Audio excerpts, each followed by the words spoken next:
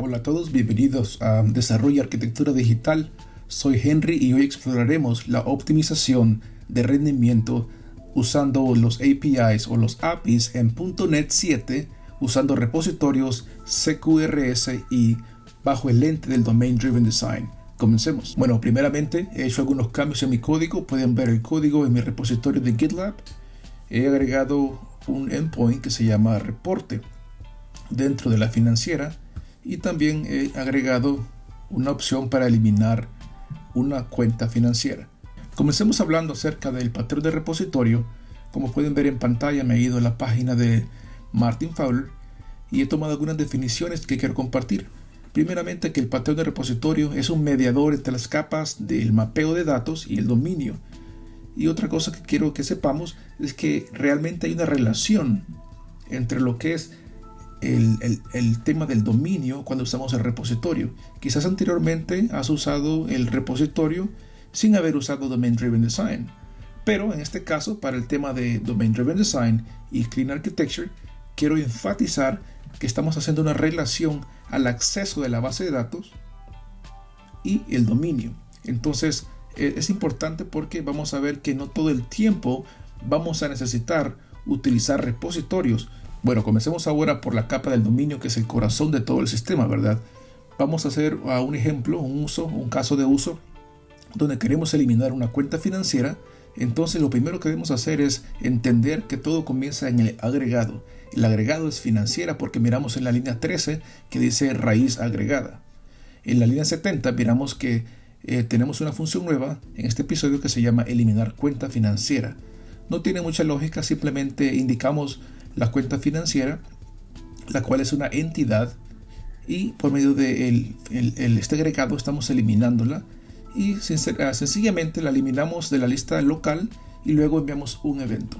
Si continuamos en las diferentes capas, siempre en la capa del dominio, para este ejemplo de repositorio, hablamos de que el repositorio se encuentra entre el dominio y el acceso a los datos. Entonces simplemente hacemos una interfase donde estamos acostumbrados para otros temas, quizás no de Domain Driven Design, a tener una combinación de funcionalidades que son de escritura y de lectura. Por ejemplo, agregar, modificar, eliminar, y dentro de lectura para hacer búsquedas, para hacer listas y cosas similares. Escritura y lectura.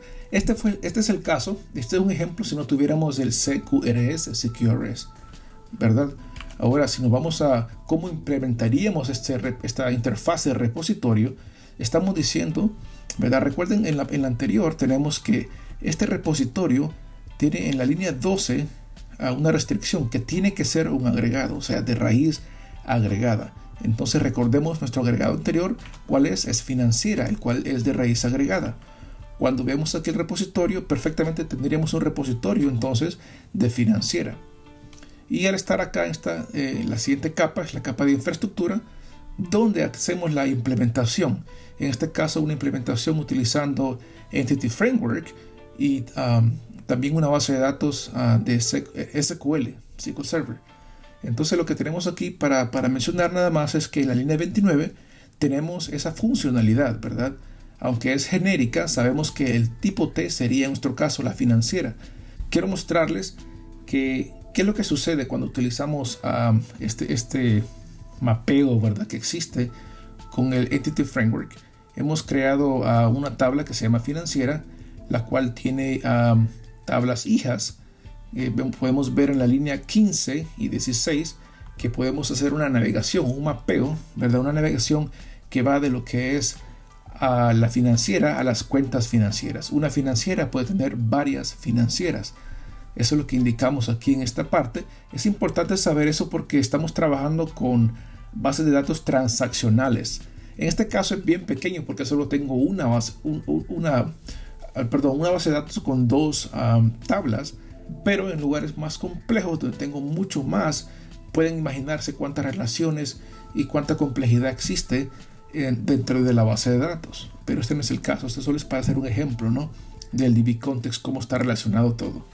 Entonces, al yo llamar la financiera, también llamo todo lo que es las cuentas financieras de cada una de ellas. En la siguiente capa es la capa de aplicación. En esta utilizamos el repositorio. Podemos observar que estamos inyectando en la línea 15 el repositorio. Esta es la capa de aplicación, ¿verdad? Estamos utilizando, luego les explico acerca de los comments y los queries, pero ahorita solo miramos el flujo de lo que es el repositorio. En la capa de aplicación podemos tener un uso de esa implementación del repositorio que habíamos dicho para SQL. En la línea 23, primeramente estoy haciendo una búsqueda para la financiera. Después que tengo la búsqueda, esto es importante porque la financiera es el agregado. Yo no puedo accesar, es decir, no puedo eliminar la cuenta de banco directamente. Ocupo hacerlo por medio del agregado. Tengo límites, ¿verdad? En mi contexto de cómo hacer eso.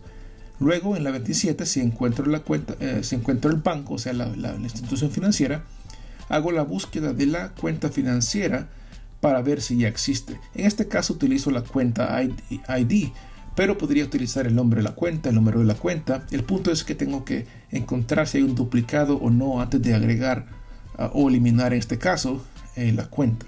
En este caso, perdón, estamos eliminando, no agregando. Entonces, cuando ya lo encontramos, por medio de la línea 32, por medio del agregado, voy a eliminar la cuenta financiera. Ok, ahora sigo a la siguiente capa. Algo más que quiero decir, perdón, es que en la línea 32 la estoy eliminando de lo que es el dominio, pero aún no ha ido a la base de datos. Ahora, cuando le dé al repositorio actualizar, lo que estoy actualizando es esa parte del dominio, la financiera, que incluye la cuenta financiera que ya ha sido eliminada. Muy bien. Y ya al final vemos que tengo la capa del API, usando el patrón mediador limpiamente. Observo la línea 30 que simplemente mando un request. Y así, de esa manera, navego de lo que es del API hasta la base de datos para poder eliminar un registro de la base de datos. Este diagrama resume el código anterior.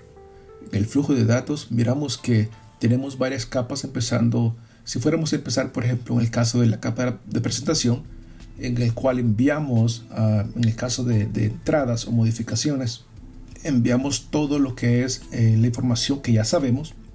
Por ejemplo, si quiero agregar algo para algo nuevo, mando toda la información. Recuerden que hemos estado utilizando un método donde mandamos ya el ID que ya conocemos y mandamos en este caso el nombre.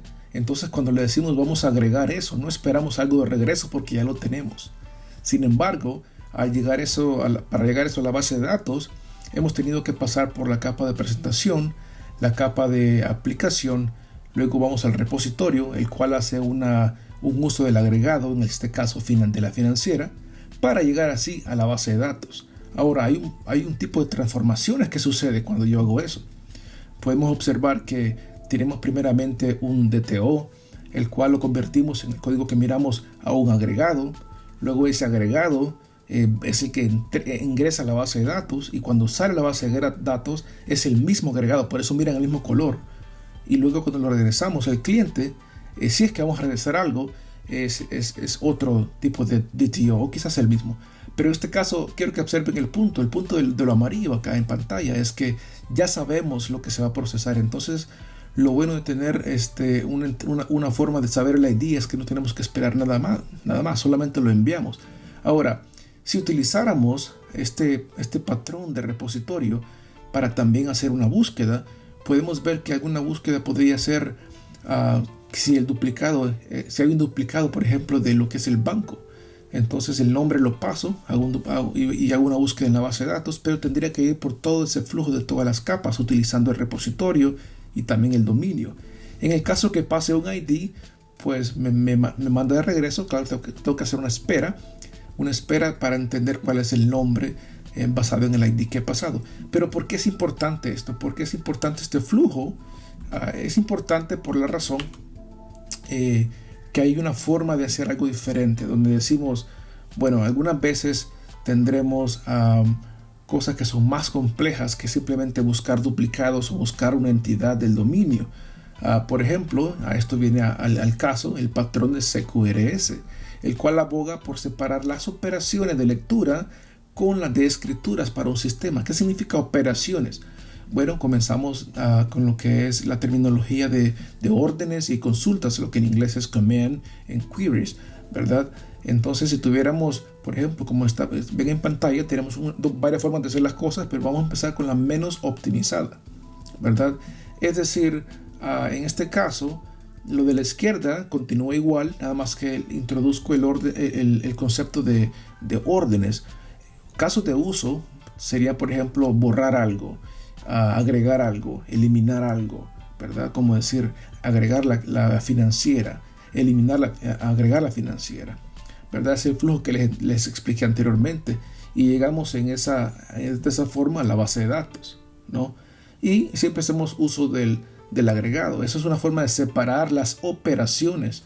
En el caso de la derecha, en vez de commands, utilizo el query, una consulta.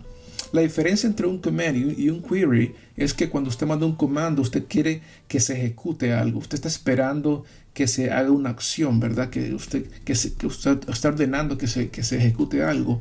En el caso de consultas, el concepto es que algunas veces vamos a concatenar varios datos, varias informaciones que algunas veces pueden ser bien complejas y las queremos separar. Entonces vemos claramente en esta parte de la definición que tenemos dos diferentes procesos, dos flujos verticales en este momento, y ambos utilizan el agregado. Ahora, ¿qué significa esta opción número 1 no optimizada? Que ambos, aunque tienen una orden y una consulta, ambos tienen un repositorio para accesar a la base de datos. Recuerden que el repositorio es para accesar a la base de datos. Es una cosa entre el dominio y la base de datos. Ahora, lo que sí vamos a ver más adelante es que sí es necesario hacer esto y el por qué esto quizás no sea la mejor opción. Pero la siguiente, lo que ven en azul, es que sugiere tener modelos separados para leer y escribir datos. Es decir, en la opción primera de acá, ven que tal vez ahí sea algo transaccional. Entonces los modelos puede que sean diferentes a la base de datos de lectura, donde vamos a tener quizás vistas materializadas. ¿Por qué significa entonces ahora eso de opción 1 y opción 2 en cuanto a la base de datos? Significa de que lo que está en rojo, ¿verdad? Podríamos tener arriba la estructura de órdenes y consultas, o sea, command and queries, pero podrían en la opción número 2 al final ir a la misma base de datos. Eso es una opción. Es decir, algunos le podrían llamar a eso CQS, no CQRS. Entonces, eso es una opción. ¿Cuándo esta es una opción buena? Bueno, lo que hace importante esto es cómo yo acceso a la base de datos, ¿verdad? El tipo de cosas que van dentro de los queries es diferente, es más optimizado en este caso. Pero la opción número 1 significa de que no solamente tengo una estructura diferente, sino también tengo modelos diferentes. ¿Cuándo voy a hacer una sobre la otra? Bueno, hay muchas formas de responder esto, pero una de ellas en la opción número 1 observamos que si dividimos lo que es los modelos y diferentes bases de datos, tendré lo que le llamamos consistencia eventual. Si es más importante tener la información siempre inmediatamente en el mismo lugar, lo que le llamamos disponibilidad, podríamos tener una sola base de datos. Entonces no les estoy dando la fórmula de decir ahorita que deben hacer una o la otra, sino que hay varios factores que vamos a ver a continuación para poder determinar si esto es algo optimizado o no. Recuerden también de que todo el flujo que ven abajo de la transformación de los datos del DTO, agregados, base de datos, otra vez agregado, y lo regresamos con una vista. Eso es importante cuando hacemos los órdenes, pero para consultas quizás no necesitamos tanta cosa. Entonces, ¿qué significa esto? ¿Cómo podríamos ver eso en acción? Bueno, anteriormente yo he creado una parte en el núcleo compartido solo para efectos de este demo que no es optimizado, y digo yo, bueno, vamos a utilizar diferentes estructuras, entonces una para comandos y otra para consultas, pero siempre utilizando repositorios.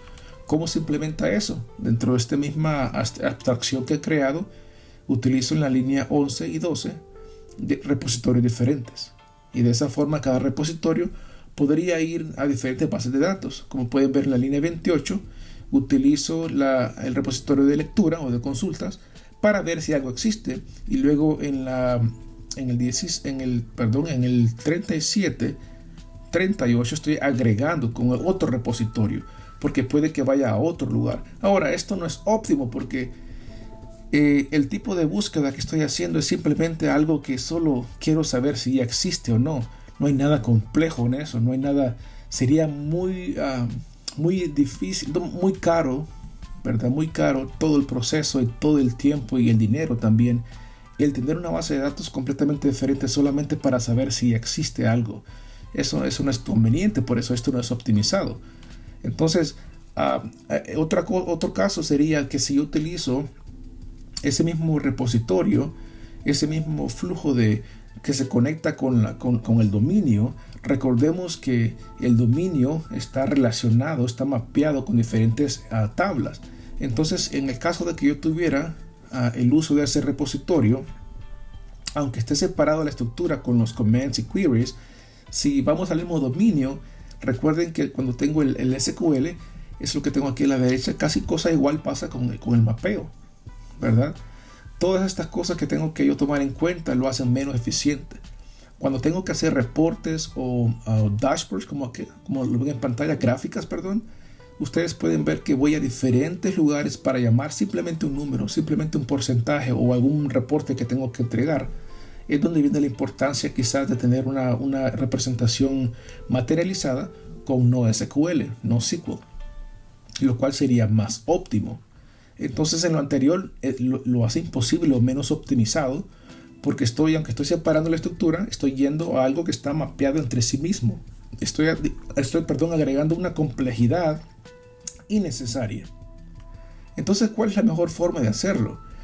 Quizás se escuche un poquito raro porque he mirado que muchos videos no utilizan este patrón, pero sería algo más optimizado, ¿verdad? Es decir, no hay una necesidad de tener esta consistencia, ¿verdad? Ese límite de consistencia al leer los datos. Cuando hacemos agregamos un dato, modificamos un dato, es importante ver algunas variantes. Por eso es importante el dominio cuando agregamos cosas. Pero cuando vamos a hacer una lectura, nada de eso es importante. Nada de eso es importante. Simplemente queremos los datos, ¿verdad? No hay ninguna operación, ninguna transacción que va a suceder. Entonces, ¿para qué ir por todo ese flujo tan caro cuando puedo directamente accesar una base de datos o de varias formas? Entonces, lo que miran en este dibujo, en la parte derecha, observan que cuando voy a hacer una consulta, lo puedo hacer directamente a la base de datos en vez de utilizar el concepto del dominio o los objetos que he creado en esa capa o los objetos que he creado dentro de la infraestructura con límites para el agregado, ¿verdad? Esa es la diferencia con esta forma. Ahora, ¿qué significa eso? Si lo voy a poner en práctica en el código, que es lo que quizás ustedes quisieran ver acá. La forma óptima de utilizar CQRS, ¿verdad? Es, si van a hacer una separación, no solamente hagan la de estructura, sino que también de bases de datos. Esa es la mejor forma cuando quieren enfocarse en lo que es el rendimiento. Vamos a ver este ejemplo, vamos a discutirlo también. En este caso, en la capa de aplicación, he creado un caso de uso llamado reporte dentro de las financieras, ¿verdad? Lo he agrupado de esa forma y he creado varios DTOs que son mis vistas, ¿no? Imagínense que este es un reporte bien sencillo. Este es bien sencillo porque simplemente tengo la financiera y el tipo de cuenta. Pero imagínense que lo hice sencillo para poder terminarlo a tiempo en esta semana. Pero en la vida real estamos hablando de que yo quisiera tener un promedio o un balance de todas mis cuentas, ¿verdad? Tener un balance quizás entre tal mes y digas entre dos fechas, digamos. Y también calcular muchas cosas más. Qué tipo de moneda, si es de dólares o si es de pesos o no sé cuál sea su moneda, ¿verdad? Podría ser algo bien complejo en un reporte. Esta forma materializada la estoy creando en la capa de aplicación si quiero utilizar, ¿verdad?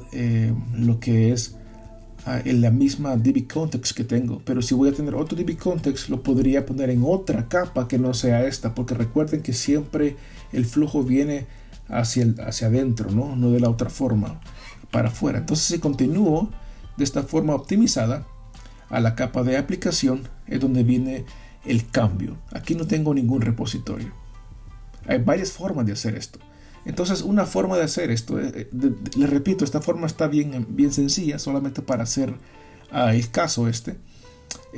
Lo que estoy haciendo acá simplemente es que siempre tengo la consulta, el query handler, y estoy diciendo que yo voy a hacer el mismo DB context en el caso número 1 de la línea 18, ¿verdad? Estoy diciéndole que ahí yo voy a indicar qué tipo de mapeo. Entonces es más optimizado de esta forma, porque directamente Entity Framework se va a asegurar que yo hago la forma eficiente sin tener que irme a un dominio, sin tener que hacer todas esas validaciones que tenía anteriormente, ¿no? Lo puedo prácticamente hacer aquí. La otra forma que podrían hacer, si siguen el caso siempre del DB Context y Entity Framework, que es en la línea 33, podrían decir, quiero llamar una consulta, una vista que exista en un Store Procedure, ¿verdad? O si no quieren utilizar Entity Framework en la línea 35, lo que indico acá, no lo he terminado, pero le indico para que usted lo pueda hacer, es irse a otro tipo de ORM, que es Dapper, por ejemplo. O algo todavía o mejor sería, y que sería si quieren ustedes terminar este proyecto de esa forma, sería lo mejor, es utilizar NoSQL, no SQL. Podrían utilizar, por ejemplo, MongoDB, donde usted llama la colección, ¿verdad? De un solo. Es una tabla que tiene todas esos campos que usted necesita. No tiene que andar llamando varias tablas para buscar una información aquí, una información allá, sino que ya está súper optimizada. Sería muy rápido llamar un NoSQL de esta forma. Pero para efectos del demo, pues simplemente yo he accesado el mismo DB Context, no para decir que es la mejor forma, simplemente es la forma más fácil para mí en esta semana terminar el tutorial. Pero en la vida real o en sus proyectos, ustedes pueden utilizar cualquiera de estas fórmulas a la que a usted le parezca más conveniente de acuerdo a su contexto, claro. Ahora, esta forma de acá es, lo que quiero decir con esta parte es que hay un dilema. Bueno, y la siguiente parte quiero hablar acerca de un dilema que existe, porque muchas personas piensan, ¿verdad?, de que CQRS significa de que en esta tabla, en esta base de datos, perdón, solamente voy a leer, en esta otra solamente voy a escribir. Y como miraron el ejemplo anterior, cuando tenía que hacer una búsqueda, si algo está duplicado o no, era muy costoso el irme a otra base de datos y hacer eso. Entonces lo que yo utilizo aquí, en esta vista, estoy haciendo el ejemplo de que algunas veces habrán algunos escenarios donde es aceptable hacer ambos, donde es aceptable hacer una búsqueda y también una entrada. En el caso del caso de uso de duplicados, como es lo que tengo en pantalla, pueden observar que en la línea, para hacer la búsqueda, vamos a la línea, vamos a ver, tenemos en la línea 45, tengo el repositorio, el mismo repositorio para los comandos, estoy haciendo una búsqueda. Entonces, como pueden ver, esa búsqueda, esa lectura, no estoy yendo a una base de datos de solo lectura, sería, porque no hay nada especial. Lo importante del CQRS es cuando yo tengo vistas complejas. Esto no es para nada una vista compleja, y el llamar algo por el ID no va a ser algo significante para el rendimiento. Entonces, si el impacto en el rendimiento es insignificante, como esto lo es, y simplifica el código, puedes leer y escribir del mismo repositorio o de la base de datos. Es lo que quiero ejemplificar aquí, ¿verdad? No me gustaría que hagan los errores de que cuando van a hacer una búsqueda sencilla de la misma entidad, no han ido a varias tablas, simplemente van a ir a la misma tabla. Pueden fácilmente utilizar el repositorio, aunque tengan un patrón de CQRS. El CQRS déjenlo para cosas complicadas como reportes, como le dicen, dashboards, gráficas, cosas más complejas, ¿verdad?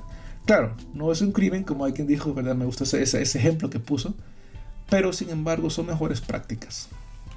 Ahora, hablando de mejores prácticas, entonces podemos entender que es buena práctica el tener una clara separación de responsabilidades.